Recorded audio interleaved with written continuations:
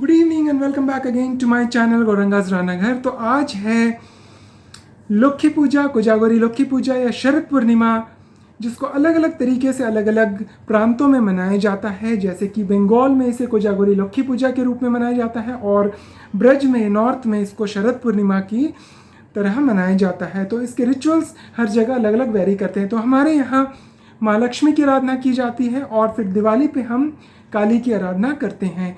तो यहाँ पर जो है मैंने जिस तरीके से हमारे यहाँ मनाया जाता है वो प्रॉपर तरीका मैंने आपको दिखाया है। आप इसको देखें, भोग देखें और पुष्पांजलि देखें, आरती देखें। और इसके साथ मैंने छेना पोड़ा की एक रेसिपी, जो क्विक रेसिपी है, उसको भी आपके साथ शेयर की है। तो प्लीज़ आप उसको देखें, लाइक करें, सब्सक्राइब करें, कमेंट्स करना ना भूलें।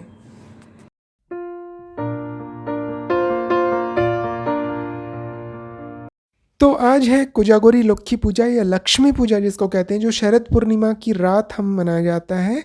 और यहाँ पे सारे अरेंजमेंट्स में कर रखा हुआ था। इसमें मुआ, मुर्की, लड्डूज़ और ये नैवेद्य और आरती सब मैंने पूरा प्रॉपर अरेंज कर रखा हुआ था, ताकि बाद में कुछ प्रॉब्लम नहीं हो। शंख बजाकर मैंने जो है मंगल शुरुआत कर दी और उसके बाद घट स्थापना हम से शुरुआत करेंगे। यहाँ पर काफ़ी लेट हो चुकी थी तो मैंने सोचा फटाफट से सारा कुछ अरेंज कर दूं। और ये जो घट है, घट के नीचे मैं चावल, धान इस तरह और गंगा माटी इस तरह की चीज़ें डालकर हम स्थापना करते हैं।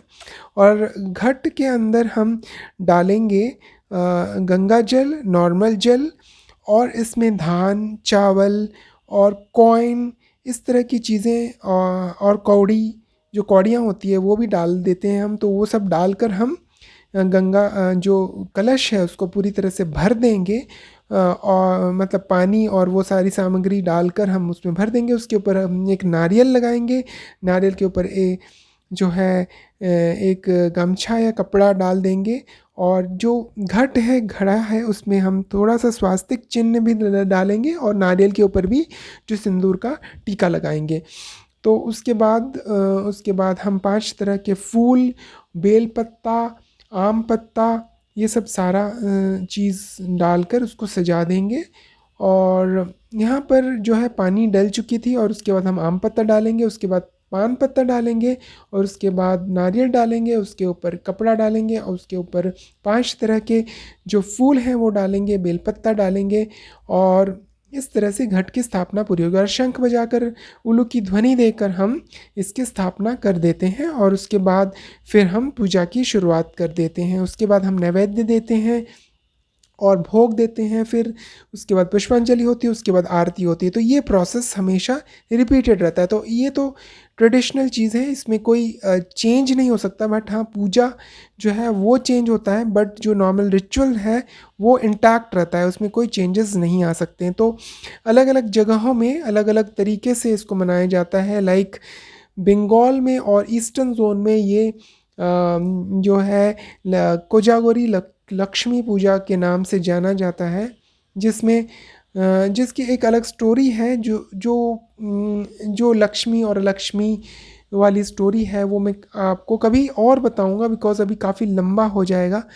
तो इसमें कई जगह इसको शरद पूर्णिमा के रूप में भी मनाया जाता है, जहाँ पर जो ब्रज धाम है और अन्य एरिया है नॉर्थ इंडिया में, यहाँ पे इसमें भगवान जो रास रचाए थे, भगवान ने एक शरद पूर्णिमा के दिन महारास, उसका जो है उसको लेकर मनाया जाता है। लेकिन यहाँ पर जो है हम इस पूर्णिमा में नॉर्मली लक्ष्मी पूजा करते हैं। और जो अमावस्या होती है, जो दिवाली की रात होती है, उस दिन हम काली की पूजा करते हैं।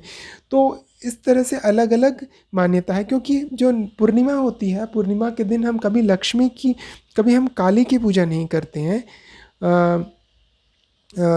सॉरी, जिस दिन अमावस्या होती है उस दिन हम लक्ष्मी की पूजा नहीं करते हैं, अमावस्या के दिन काली की पूजा की जाती है, इसलिए हम दिवाली पे काली पूजा करते हैं। तो ये मान्यता है, अलग अलग मान्यता है, उस पर मैं कुछ कहूँगा नहीं, बट जो हम फॉलो करते हैं वो मैं आपके साथ शेयर कर देता हूँ, जो बहुत लॉजिकल एंड बहुत ही सटीक है।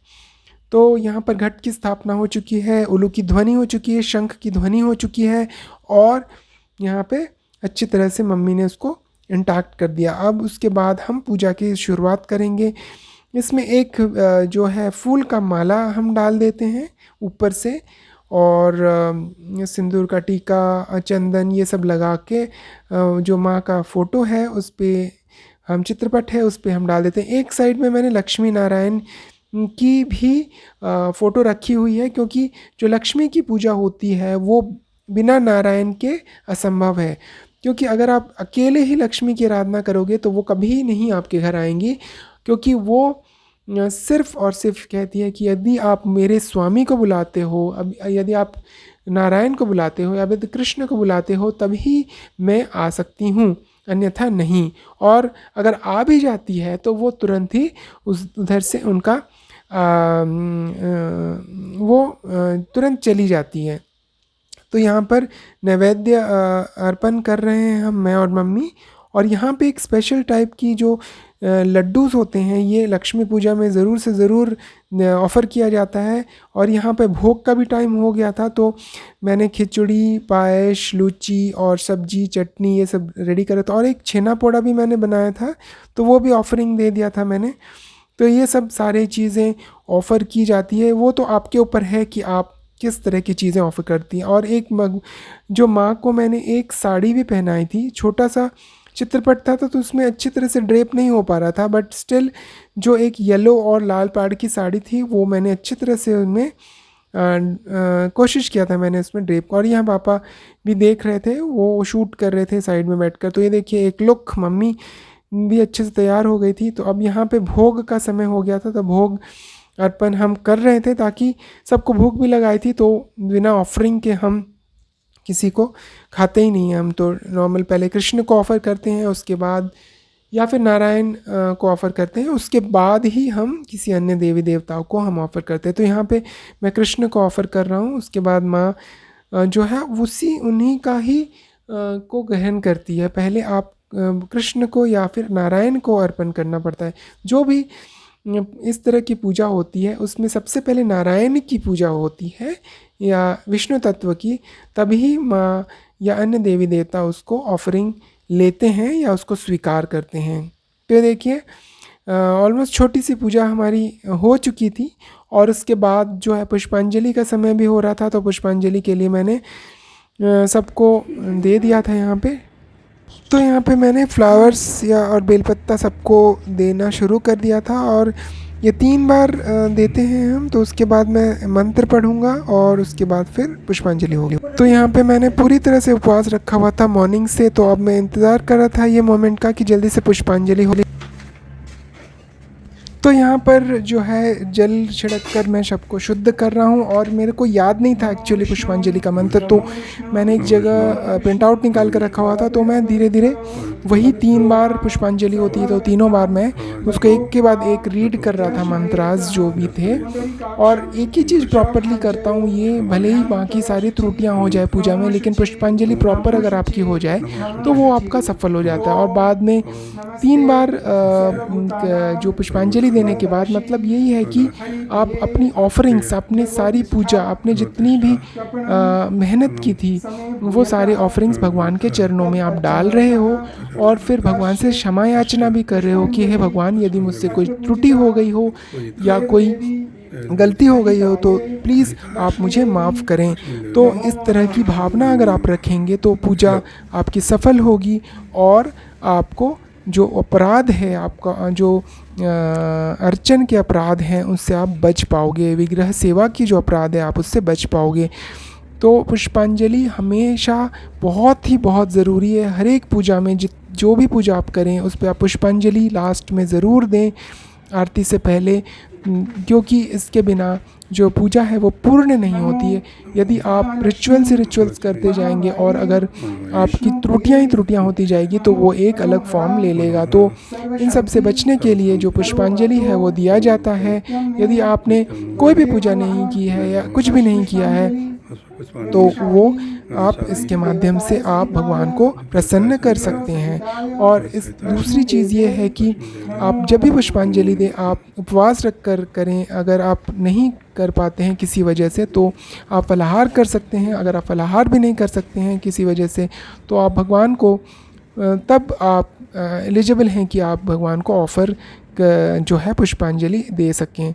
तो इस तरह की छोटी छोटी बातें मैं आपको इसीलिए बताता हूँ ताकि आप इसको देखें, इसको समझें, इसके लॉजिक को पढ़ें और इसको अप्लाई करें अपने लाइफ में। ये सारी चीज़ें आपकी शुद्धता को एक अलग लेवल पे ले जाती है और आपकी स्पिरिचुअलिटी को एक अलग लेवल पे ब्लिस पे पहुंचाती है। तो ये करने को तो बहुत ये सारी एक्टिविटीज़ है, कई लोग कहेंगे कि बहुत कर्मकांडी है, बट इससे आपकी इंटरनल प्योरिफिकेशन धीरे धीरे हो जाती है और आपकी जो चेतना है वो शुद्धता की ओर बढ़ती जाती है। तो आप इसको इस तरह की चीज़ें आप ज़रूर फॉलो करें। तो ये मेरी जो बनियान है वो पीछे से दिख रही थी तो बिल्कुल भी अच्छा नहीं लग रहा था, लेकिन हड़बड़ी में मैंने सारा कुछ अरेंजमेंट किया हुआ था तो इस तरह से ड्रेसिंग भी प्रॉपर नहीं हो पाई थी। तो मैं इसके लिए बहुत ही माफ़ी चाहता हूँ आप सबों से।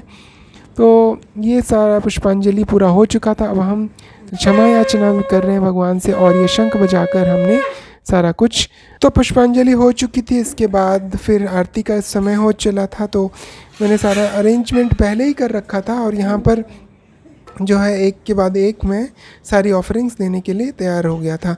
तो ये जो मैंने पहन रखा था ये काफ़ी पहले ही ड्रेस ये लाया था, मैंने मंगवाया था। तो ये नॉर्मली जो है दिवाली या लक्ष्मी पूजा इस तरह के फेस्टिवल में मैं इस तरह की सिल्क वाली जो धोती है और उत्तरी है ये पहनता हूँ और ये बिल्कुल फिक्स है मेरा।